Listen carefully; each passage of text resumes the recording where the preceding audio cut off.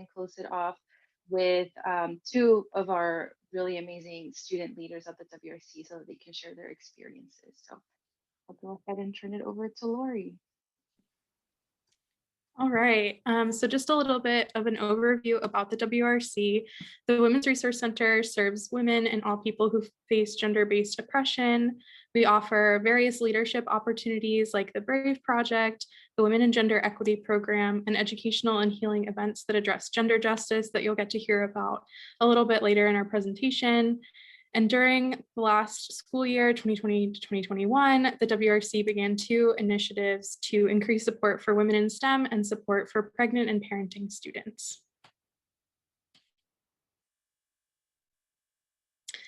This is a sample of some of our programming that we have coming up this semester. We have a lot that's still in development as we move into the next few months, but these are a few of the flyers for programs that we have coming up. On the left, we have our women and gender equity programming events, such as expanding time management, managing school in a virtual space, gender and race in the workplace, and career planning in a virtual space. Those are exciting things that we have coming up throughout the next couple of months. In the middle, you see our Queer Femme Community Circle, which we have already started off with All About Love on the 8th, and has a few more sessions coming up. And then our Women of Color Empowerment Group, which meets on Thursdays from 5:30 to 7 and is in collaboration with the Counseling and Psychological Services and the CIR. Next, we have the Brave Project. The Brave Project is a certificate program that is open to students, faculty, and staff and provides them with intensive and comprehensive training on sexual violence. Topics it covered include SDSU policies and procedures, rape culture, consent, communication, identity, power, and supporting survivors through a trauma-informed lens and strategies for creating change. Right now, the Brave Project is being hosted asynchronously for people to engage in, with a few options to check in with us via live Q&A Zooms. And you can register this semester to take it at bit.ly/Brave Project 21, or you can wait to take it in person in one of the following semesters. Awesome. I'll talk to you all more about our new Pregnant and Parenting Student Initiative. So last semester, the Women's Resource Center started a working group with folks from EOP and Career Services and the Women's Resource Center to talk about ways that we could increase support to students who are parents. And one of the ways that we wanted to approach this, this need was to create a virtual resource fair. So we had last semester a fully virtual resource fair where we had two keynote speakers who are current San Diego State students who talked about their experiences being pregnant as a student or being a parent and a student, and offered words of wisdom to fellow parenting students. And then we opened it up to the resource fair portion, which included folks from off campus and off campus, or on campus and off campus, to talk about the services that they provide. We had folks from the Family Justice Center, folks from Counseling and Psychological Services, and many more. The recording for the keynote is on our YouTube channel, so I'm happy to provide all of those links and drop them in the chat when we transition over to the panel portion. But yes, if that is of interest to you, or if you know of any parents or any students who are parents, or you yourself work with parenting students, I think that that would be a really powerful way to learn more about this community. And then this semester, we're going to start a monthly email newsletter. And I really want to give credit to Lisa, who is one of our feminist peer educators at the Women's Resource Center. She creates infographics for parenting students. Last semester, she did back to school infographics for different age groups, specifically how to support your children with remote or distance learning. And then this semester, as part of our monthly newsletter, we're partnering with folks from the College of Education to do a how to talk to your kids about blank. So for February, we'll talk about how to talk to your kids about race. March, which is just around the corner, how to talk to your kids about gender, and then April, how to talk to your kids about mental health. And all of those lectures will be accompanied by infographics to um, supplement that information. And then we'll also have book talks in collaboration with the SDSU library for book recommendations on how to further this learning. So if this is of interest to you, we'll also highlight relevant information or programs such as the general body meetings for SPA, which is the Student Parent and Allies Association.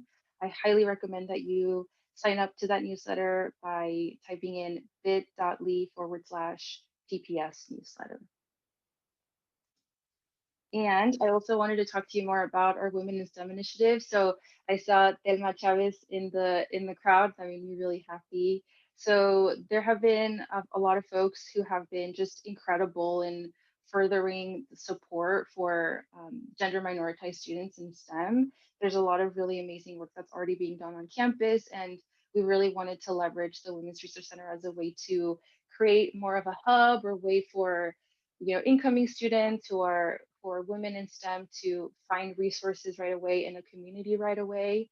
So we have our 6 dates on the flyer on the slide, and we're still meeting. The group is a really vibrant space that I've learned a lot from. My academic background is not in STEM, but it's been a real delight to be there and learn from faculty and staff who come and do guest lectures for our group. So this semester, our 3 topics are gender and science, SESU STEM resources, and navigating sexist microaggressions.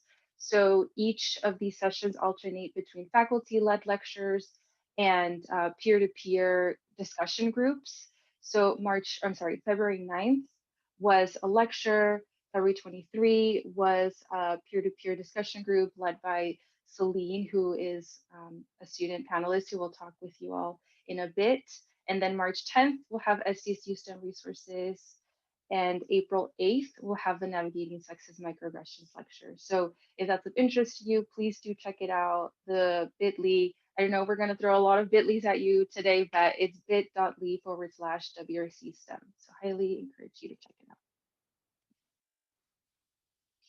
Great. So after seeing an overview of our programs and services, I wanted to talk to you more about Women's History Month. So it's really exciting. March is literally less than a week away. I don't know how we've gotten here so fast, but March, for folks that may or may not know, is recognizes women's rights and the ongoing efforts for intersectional gender justice. And this year, 2021, it's a huge privilege to launch the first inaugural Women's History Month celebration at State. And that's not to say that work to celebrate women and feminism and gender justice hasn't been done in the past at State. That's far from true.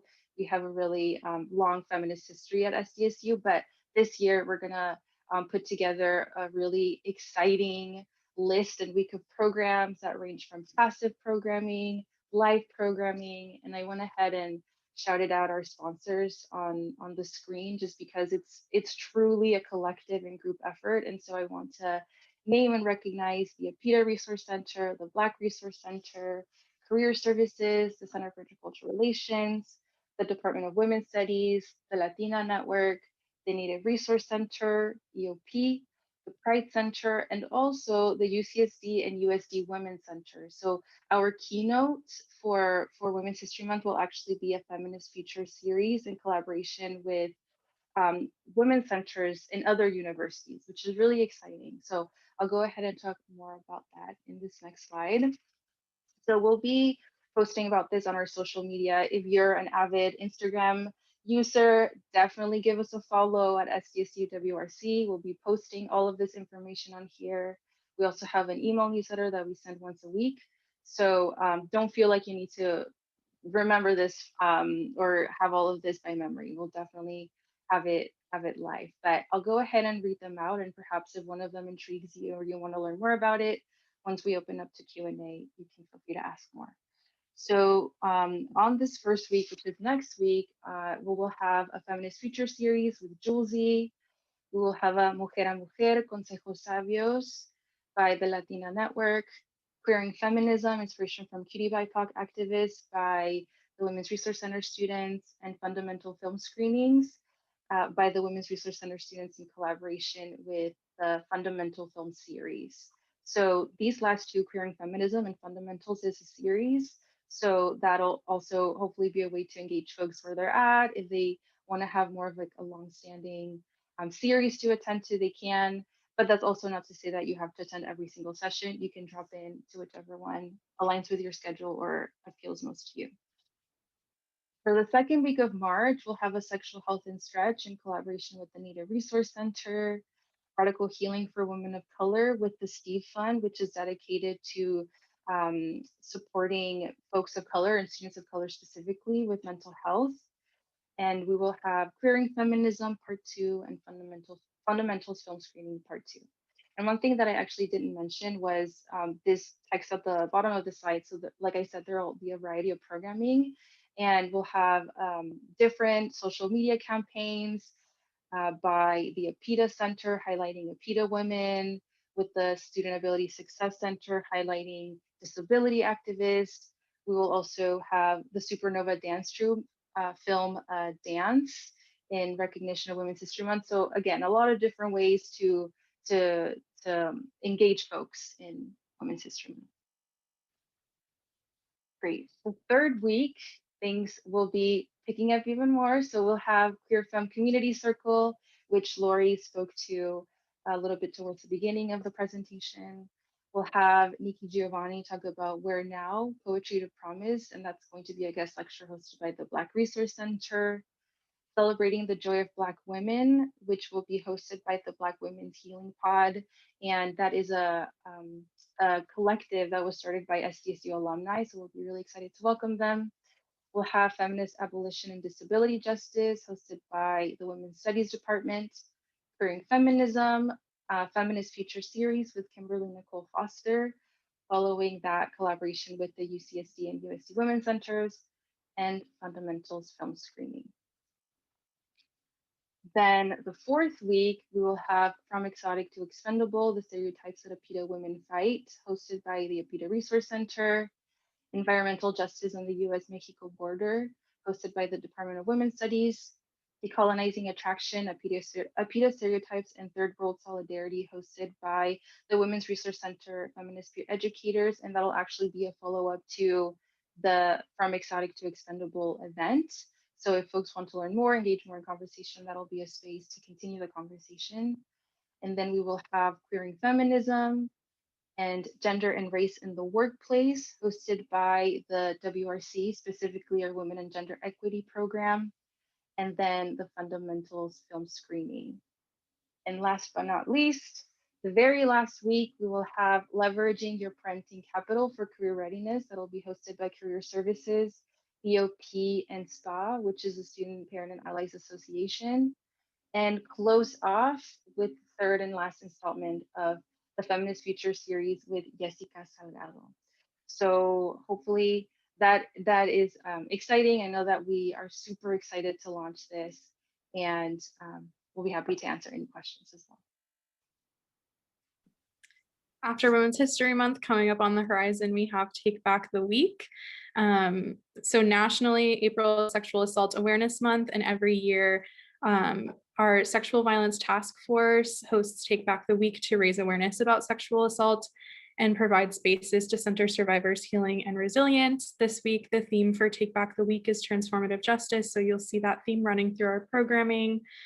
Our sponsors for this year, those that are hosting programming, are the College of Arts and Letters, the Department of Women's Studies, the Latino Social Work Association, Outreach, the Pride Center, Wellbeing and Health Promotion, the WRC, and Women's Outreach Association. So this is an overview of what the week will look like. On Monday, we'll have Queering Sexual Violence, what gets left out of sexual violence prevention, and transformative justice and relationships. On Tuesday, we will have 11 things that diet culture and rape culture have in common, and a conversation with the University of Arizona Consortium on gender-based violence. On Wednesday, we'll have LGBTQ love talks and an event called Anyone Can Do Harm, Will You? Thursday is a rest and recovery day, so we will be resting and recovering to amp up for Friday, when we will have supporting survivors and Come Again, an inclusive virtual sex ed event. And similarly to Women's History Month, we'll also have passive programming that you can find on our website or Instagram. And so it'll be a busy, busy week. So if you're interested in all of these things that we've been talking about and you want to hear as we have the particulars of how to register and get involved and stay involved, we've mentioned a few links throughout, but really the best way to stay in contact with us is through these means. So we have our virtual front desk flyer here. You can drop in Mondays and Wednesdays, 11 to 3:30, Tuesdays and Thursdays, noon to 3:30 at our virtual front desk, and see our WRC feminist peer educators, fellows, graduate assistants, wage mentors, and ask any questions about programming or how to get involved. We also have our Instagram, SDSU-WRC, our email, wrc@sdsu.edu. You can sign up for our general newsletter at bit.ly/WRC news. And then again, our website will be where all this information is hosted through, and you can find recordings of our events.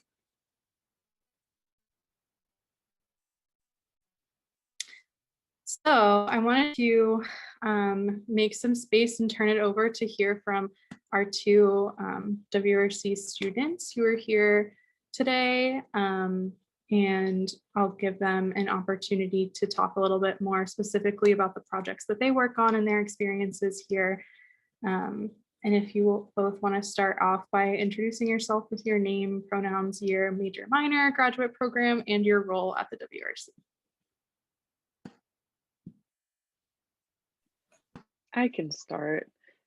Everything froze up, so I wanted to make sure I wasn't like talking over anyone, all of that. But hello, my name's Carly. I use she, her pronouns. I'm in my 5th year at SDSU. And my major in women's studies, and my role at the WRC is a wage mentor. Hi, thank you so much for having me and all of us here. My name is Celine. I use pronouns she, her, hers, or they, them, theirs. I'm looking at what I have to answer as well. I'm a graduate assistant at the WRC. It's my 2nd year at SDSU, so I'm in a master's program for psychology, specifically focused on social psychological research. I can jump into question number 2 because I think like we are describing more of our roles at the WRC. So I lead a lot of the programming at the WRC, especially internal training for our staff and also internally led center events. So you saw some of our series for Women's History Month include Decolonizing Attraction or Queering Feminism or Queering Sexual Violence. And I also help lead the Queer Femme Community Circle as well. So these are things that we do in collaboration with other people, and I help with collabs or collaborations across campus. So maybe I've talked to some of you emailing other centers. Elizabeth and Lori tend to lead a lot of the external programming, like they got all of our speakers for our Feminist Future series, but I help lead programming with staff. I also help staff and guide them to creating feminist programming that based on their feminist passions as well. So one of my favorite things about this role is in the beginning of the semester, we just have a meeting where I ask every staff member, what would you like to do this semester? What is your passion? What do you want to see come alive? And then we just make a series or an event based on it. And so I've led internal trainings on how to maybe facilitate events and discussions with a little bit more equity. How do you handle different gender minorities in a discussion about gender equity, right? Knowing that each identity experiences that space differently. And so, yeah, I also help lead the Women in STEM support group and other typical programming. Lori and another graduate assistant mainly lead our BRAVE project. So you get to interface with tons of us throughout all this. And I like that all of the staff is involved in all of our programming.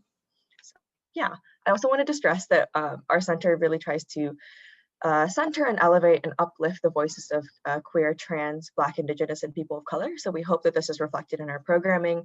And those are really the identities that we're trying to center and cater to, especially this academic year. Awesome. Carly, do you want to answer the same question, telling us a little bit more about your role and the projects that you've been involved in?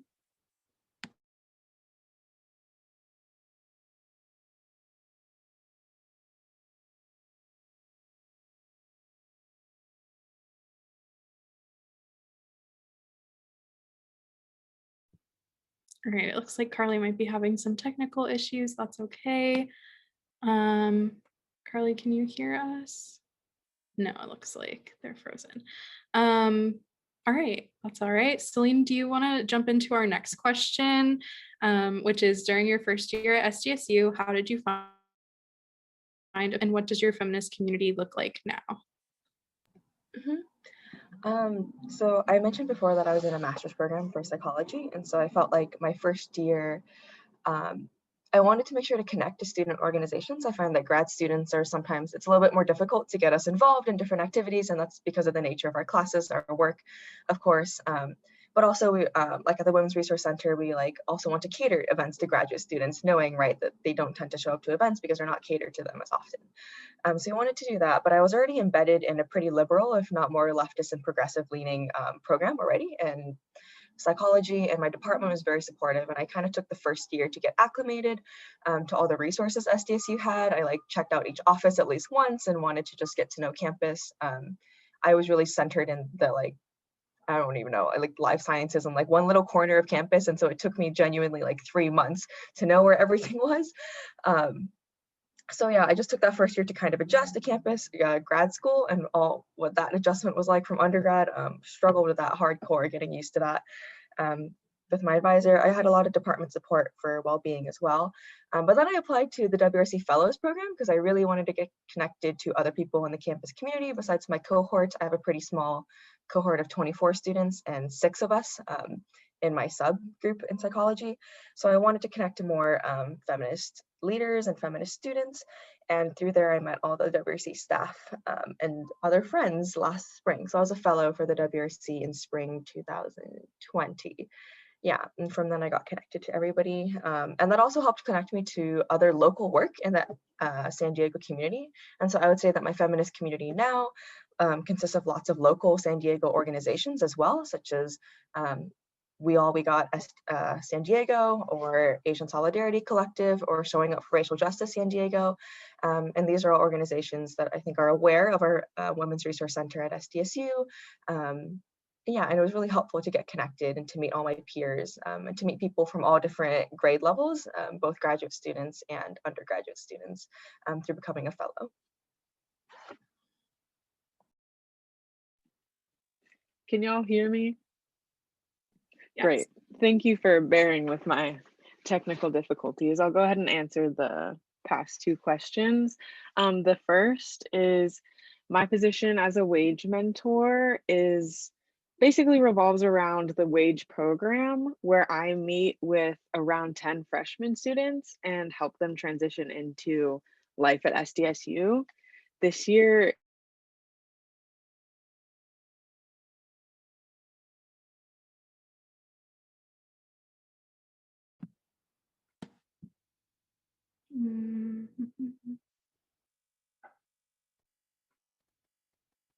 And try to give Carly a second to hopefully get back on. hear me. Can hear you a little bit now. Okay. Okay. I apologize.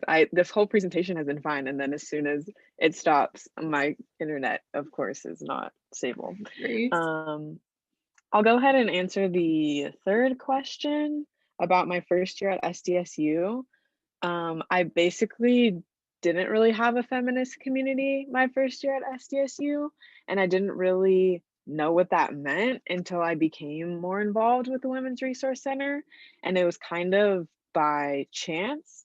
I'm interested in pursuing medicine, and I'm really interested in women's health, so I thought, oh, like I'll work at the Women's Resource Center and just be more involved with like a community of women, but I didn't even really understand like the intersectionality and like the feminist aspect, the social justice aspect that I was going to become involved in and really like became super passionate about.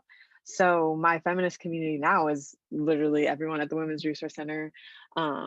It's been so amazing to just like work with Celine, for example. We both became fellows at the same time and then have continued to like stay with the Women's Resource Center. And it's been really cool to get to know everyone's specific passions, whether it be through the Brave Project or their own events that they create.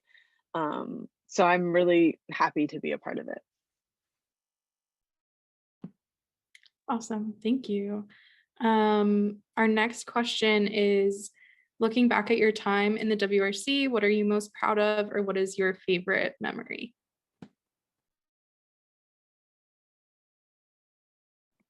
Um, I can probably answer a little bit to both questions. I think some of my favorite memories or have been like working on relationships with people at the WRC. So I can definitely say that some of my closest friends have come because our center really centers, sorry, our Women's Resource Center really centers compassion, and also just like, I don't know, really equitable like work relationships with each other, but also I think in our working ethic, we try to center seeing the best in each other, but also uplifting each other and each other's skills. And I definitely have received a lot of professional development from working here, but I don't know, it really lends itself to appreciating and getting close to other people when you're constantly in a position, right, to center compassion with your relationship with them and vice versa.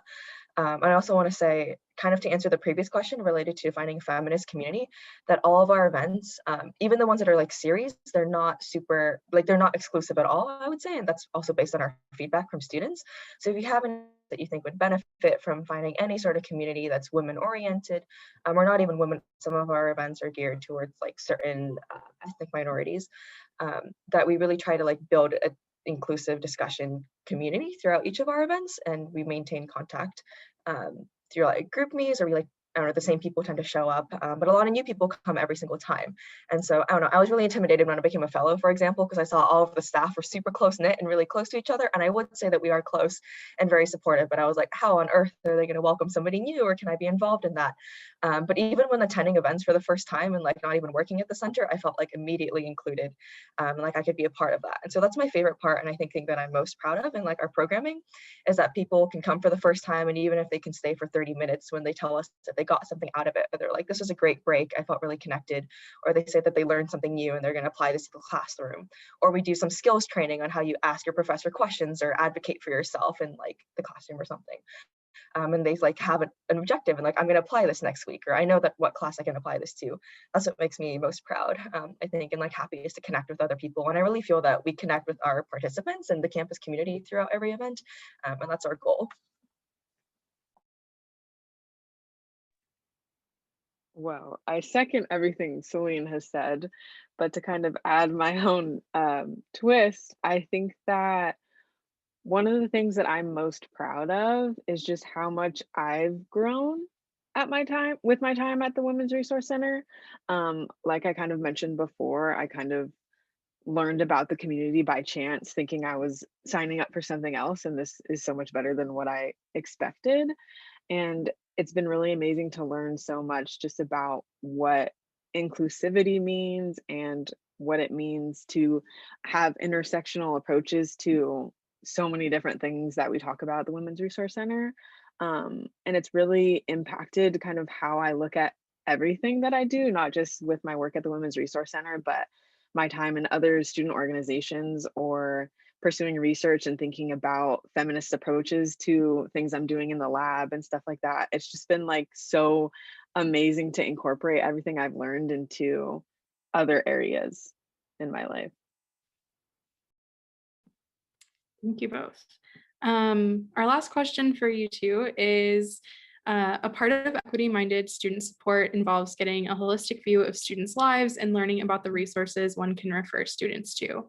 What are ways that SDSU faculty and staff can support our women community and or utilize the WRC? No, mine, Carly, I guess I can answer. So we linked our website as well as our YouTube on there, and I would say that the WRC strives, and I think hopefully we're doing a good job of this, but we're a great hub for resources, and so you can get connected to other campus, other campus centers and hubs if we can't handle it. But we also have like on our website a lot of links to different resources as well as our programming that have been recorded. So we hope that we're a hub for resources. I would also recommend checking out our passive programming for general education on women-centered allyship support students. So if you have students or you work with students or you're a peer to students who are women identified, our passive programming addresses a lot of allyship and general education on sexual violence, domestic violence, as well as just being an ally. Our as Lori shared previously, our front desk hours, we also have drop-in hours for financial resources, for feminist education, and for connecting students to campus resources. So all of us as staff are coached in academic support, but also coached in connecting students to greater San Diego resources, as well as especially campus resources. And these can be connected to maybe Title IX issues, to domestic violence, sexual violence, gender-based issues, but they're also connected to just academic wellness and financial, like literacy, stability, economic resources in general. And then lastly, I would say, or maybe not lastly, I don't know, I put attend our events, whether or not you're a staff member, you're a faculty member, you're a grad student, you're an undergraduate student. We have faculty attend our events all the time. Our events are geared towards reflection, growth, and community. So there's something for everybody, hopefully, no matter what you're looking for. You can connect with other people, but we hope that you'll grow in your intersectional feminist lens in some way, or grow in your ability to support students. That's our goal with each event. And then our programs, sometimes they're identity specific and centered on certain experiences. So if you have students that have certain experiences or they disclose something to you, you can direct them to those series or events, such as our Women of Color support group or a Queer Femme Healing Circle. And then lastly, we hope that this can also be a community. I know when I first moved to San Diego, or I moved here for the graduate program, I didn't know anybody. And I was like, I really want to make friends, get to know people. And so I just dropped by the cultural centers, right, to see what they would have to offer. And all of us have been there, and all of us are in similar positions of wanting to support our campus community more. And so hopefully we can provide some resources for all of you. Thank you. Thanks, Celine. I would say to add on to that, specifically as SDSU faculty or staff, the most important things would just be acknowledging and basically just not only acknowledging, but also understanding that people who identify as women are oppressed, even if your experience isn't the same as someone else's. And I think that the Women's Resource Center, it doesn't only cater to women. So knowing that when you're sending someone to the Women's Resource Center, you're really sending them to a welcoming place and a place for not only women. You can also be an ally or a part of another oppressed group, or if you don't think you're part of any oppressed group, you could still be a part of the Women's Resource Center. And I think that because my assumption of the Women's Resource Center was different from what it actually is, I assume that staff and faculty have the same, might have the same assumptions.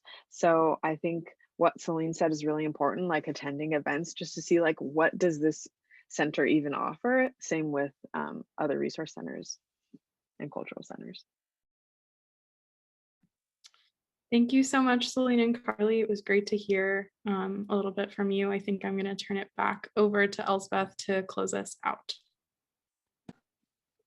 Great, thank you all, and to Celine and Carly for speaking about your experiences, and to all of you for your attendance and attention. It really means a lot to us to see you all come out and support. Like, I think this already speaks to your level of love and care that you have for students. So I want to thank you.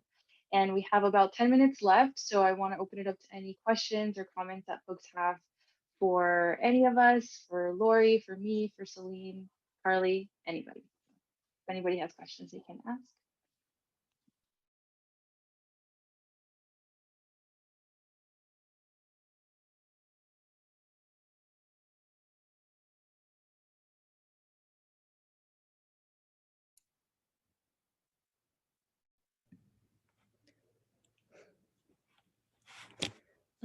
Hi, I'm Jocelyn. Can you hear me okay? I don't have a particular question, but since we're such a small group, I just wanted to show you that I'm a real person, and I've really enjoyed your talk. And I'm a faculty member at SDSU. I've been here for about 5 years, and I kind of vaguely knew that the Women's Resource Center existed, but I really didn't know anything about what it did. And so I feel slightly overwhelmed with all of the amazing things you're doing, and I'll definitely be visiting your website to check them out. And I've already been thinking about students who I might want to send your way. So I just wanted to say thank you. This was a really great opportunity for me to get to understand what you're all about. So thank you. Thank you so much. That means a lot to hear. And yeah, I want to express my gratitude for that. It'd be really helpful to get connected to more folks. That raises a question for me, and not so much for Elspeth, Lori, and the WRC folks, but maybe for the others who are here. And that is, do folks have ideas about how we can sort of get the word out, right? How do we amplify, how do we educate our faculty and staff colleagues about all these resources that are not just for our students, but for them as individuals as well? I would love if folks have thoughts or ideas about that.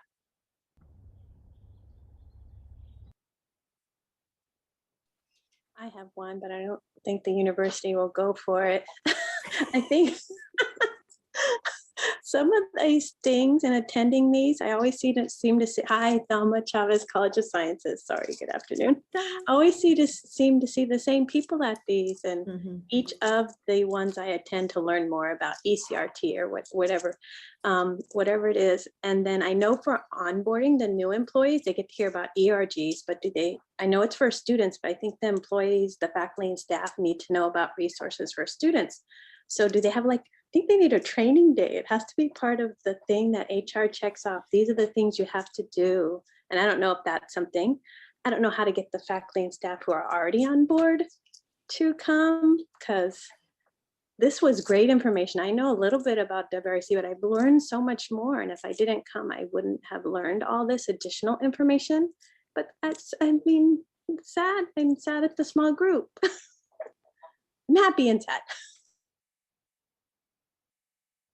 No, you're absolutely right. And actually, I'm on the planning team for the strategic planning activity around onboarding for students, faculty, and staff, and how we can sort of introduce information to people as they're joining our community about our community values and a host of different things related to diversity, equity, and inclusion. So I agree that is a place where we can, at the very least, let people know, orientation is always so overwhelming, right? It's just this fire hose of information, but at least letting people know that it exists and where they can go for additional information later. Yeah, right. Hi, this is Callie from Department of Red Oak and Writing. Hi, guys. I guess a couple things I was thinking about. One is that when flyers come out, especially from the cultural centers, they're not at all clear that they're welcoming faculty and staff. I think faculty and staff largely think of them as servicing students and don't want to show up, right? Just like I don't particularly like working out in the gym, right? And changing in the locker room. So with my students, so we don't want to intrude on their sacred space. So I think that's super important. And then the other thing is that we do have so that it's just labeled faculty welcome, staff welcome, right? And because there's things where we're not, and that's fine. But those things, I would think that labeling. The other thing is we do at least have a really, I don't know, to try to make something decent out of the pandemic is that as we come back to school, I've been at State since '99, and there's a lot of people that have 10, 20 more years to go in their work. And it would be nice to create a welcome back event for faculty and staff coming out into our bodies again, where we host an event just for them to introduce them about all these things that are for them. And I'd actually argue that most faculty members that have been here don't even know about the ERGs. So let alone with the cultural resources. So those are the two opportunities I think we have. I love that idea. It's like a welcome back, like orientation all over again, but for folks who have been here for a while. Because everything's changed, and and it should be a big celebration of some kind, or a small one, whatever we can pull off.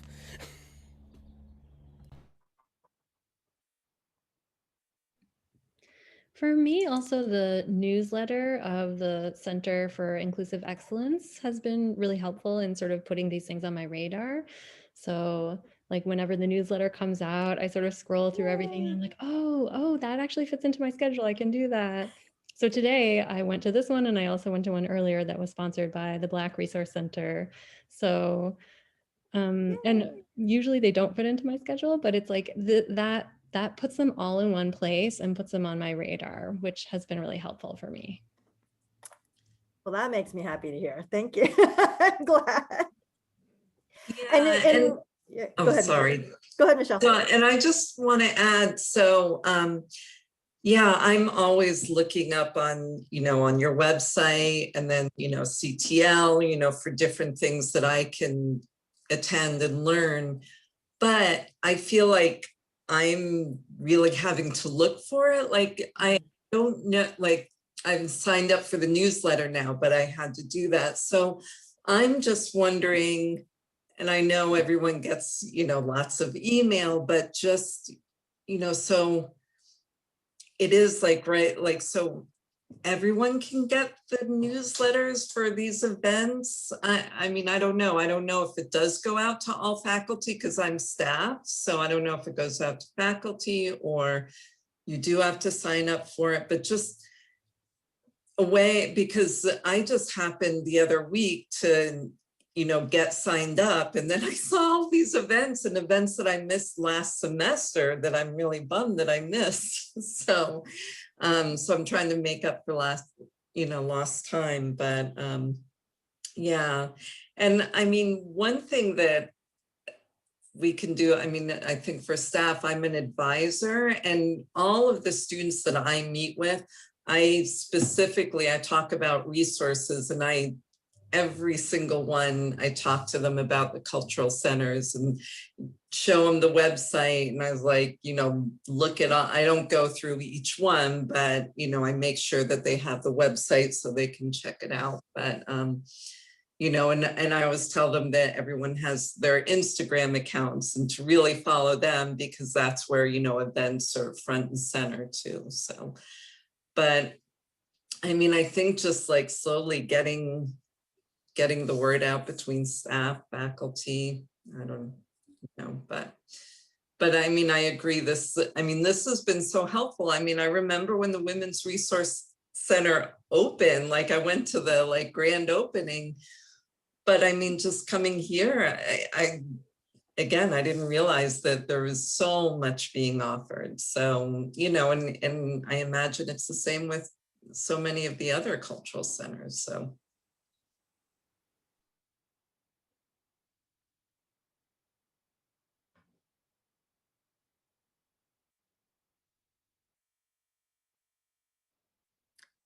Yeah, the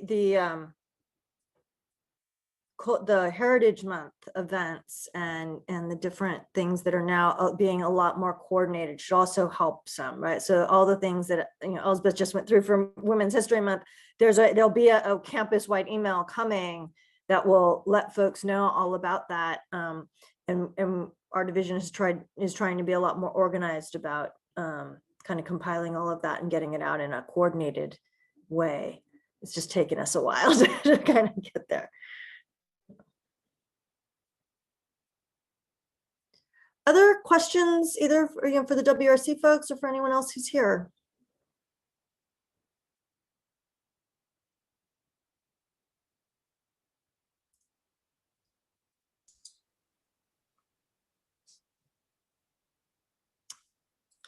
If not, I will just again throw the evaluation link in there. Folks can make sure you do that before you go on to your next thing. And I just really want to thank Elspeth and Lori and Celine and Carly for your time today and for sharing with us. And there's so much great stuff going on. Really appreciate hearing all about it. So thank you.